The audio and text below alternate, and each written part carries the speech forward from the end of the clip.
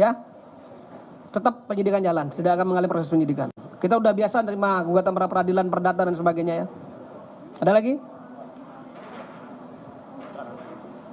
Nur Rahman Pak, Suara Merdeka. Tadi Bapak menyampaikan adanya kemungkinan 2 berkas itu digabung jadi satu, itu kewenangan JPU ya Pak? Itu kewenangan domain daripada penuntut umum. JPU. Nanti penuntut umum yang menentukan, bukannya Kapus. Kapus hanya menyampaikan 141 KUHP memungkinkan untuk dilakukan penggabungan perkara. Artinya sejauh ini belum dilakukan ya Pak?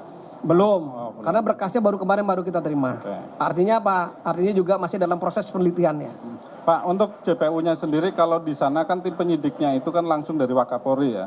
Kalau di sini siapakah Pak? Profilnya kan belum ada nih dari Kemarin hanya sudah 46, disampaikan. tetapi WHO-nya orangnya itu siapanya yang jadi koordinatornya belum ada Pak. Kemarin sudah disampaikan ya, untuk perkara 338, 340, tim penuntut umumnya ada 30. Tentu ada koordinator dan sebagainya kan. Untuk perkara obstruction of justice ada 43 jaksa. Tapi untuk 7 berkas perkara, ya bukan satu perkara ada 43. Gimana? Rekan-rekan ada yang tanyakan? Ya, silakan. Ya, silakan. Sekarang dalam proses penelitian berkas perkara. Ya, karena baru kita terima 1 hari kemarin.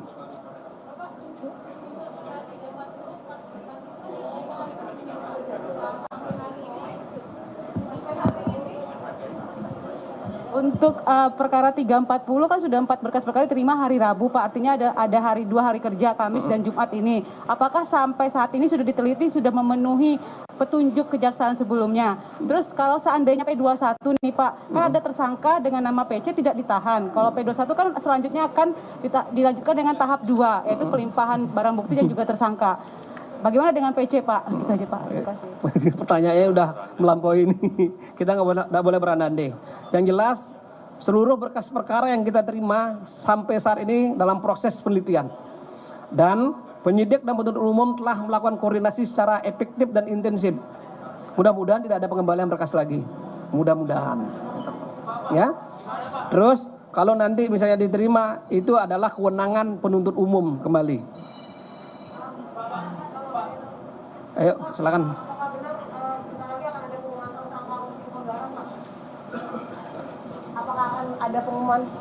Apakah benar akan sebentar lagi akan ada pengumuman terkait dengan impor garam, Pak, tersangkanya? Tersangka untuk perkara impor garam. Oh, nanti kalau itu nanti kita rilis ya. Nanti kita panggil kembali teman-teman wartawan. Kalau ada perkembangan semua perkara yang ada di kejaksaan pasti kita sampaikan semua secara transparan dan terbuka ya. Tidak ada yang kita tutupi. Nanti kita yang gitu nanti kita sampaikan. Gimana gitu? Akhirnya apakah ada penggeledahan apa gimana? Nggak usah. Kemarin sudah kita rilis untuk waskita mengenai pemberian saksinya. Ya kalau kita sampaikan penggeledahan nanti malah dihilangkan barang buktinya kan. Itu semua proses dari penyidikan itu udah pasti. Yang namanya penyidikan proses itu pasti dia akan ditindaklanjuti dengan penggeledahan dan penyitaan. Pasti itu. Cuma tempatnya kami belum bisa kami sampaikan ke teman-teman media ya. Oke, terakhir. Udah yang bawah dulu nih, berdua lah kamu tuh nanti. Pak, aku Wilda Pak dari wartawan Detikom. Kemarin Pak ramai-ramai ini ya Pak, pembebasan bersyarat bagi napi koruptor dari Kejagung terkait itu bagaimana Pak? Itu ya, jadi udah kami sampaikan sebenarnya itu, bahwa dengan satu narapidana atas nama F itu sudah nggak ada kaitannya lagi dengan Kejaksaan Agung. Karena di tahun 2020 yang bersangkutan sudah dipecat baik sebagai jaksa maupun sebagai PNS. Dan itu pembebasan bersyarat itu adalah kewenangan mutlak daripada Kemenkumham, Ceki, Dirjen Pas. Ya, kita nggak ada kaitan apa-apa dengan pemberian bersyarat. Dan kita hormati itu semua. Saya nggak bisa berpendapat melemahkan apa enggak. Kita menghormati keputusan institusi lain. Ayo, lagi satu ya. Izin Pak, dengan Yudi Wibowo Pak dari kabar6.com, ada informasi oknum jaksa arogan di Tangerang. Itu apakah sudah ditangani atau bagaimana laporannya Pak? Terima kasih. Itu sudah diklarifikasi oleh PWI langsung bahwa itu hoax dan sudah diklarifikasi juga oleh Kepala Kejaksaan Negeri Tangerang dan itu nggak benar. Ya, udah clear permasalahannya. Dah, sekian dan terima kasih rekan-rekan sekalian atas perhatian dan kehadirannya saya sampaikan terima kasih banyak. Assalamualaikum warahmatullahi wabarakatuh dan Om Santi Santi Om.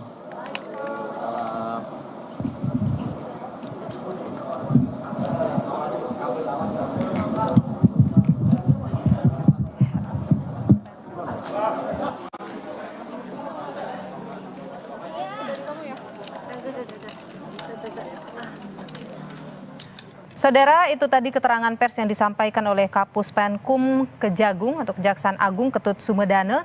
Ada berapa poin terkait dengan proses lanjutan dari kasus pembunuhan Brigadir Yosua. Tadi disebutkan bahwa 7 berkas terkait dengan obstruction of justice atau menghalangi penyidikan sudah diterima oleh Kejaksaan Agung dan saat ini sedang dalam proses penelitian.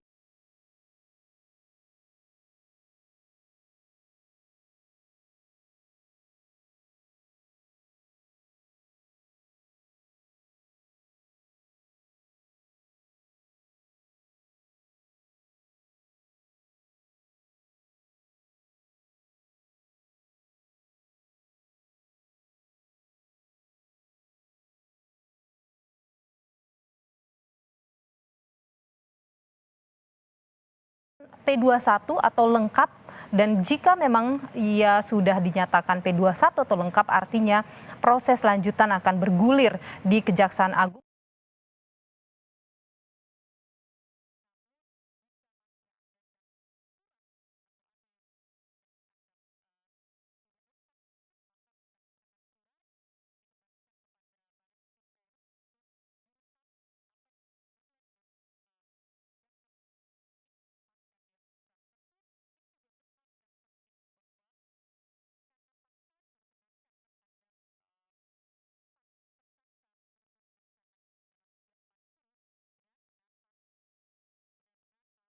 Lengkap begitu sehingga tidak ada hal yang menggantung ketika proses persidangan nanti akan dilakukan oleh kejaksaan.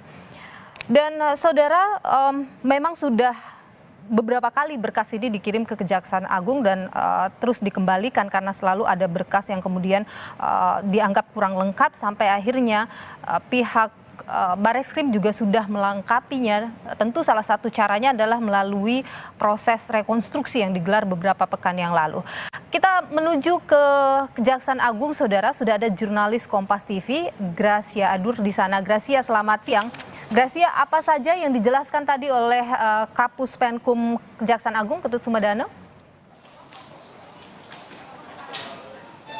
Baik Milo dan juga saudara, ada 2 poin yang disampaikan oleh Jaksa Agung yang tadi disampaikan baru saja melalui konferensi pers ya. Yang pertama saudara adalah berkaitan dengan berkas perkara dari tersangka Verdi Sambo. Kita tahu bahwa Verdi Sambo ini memiliki 2 berkas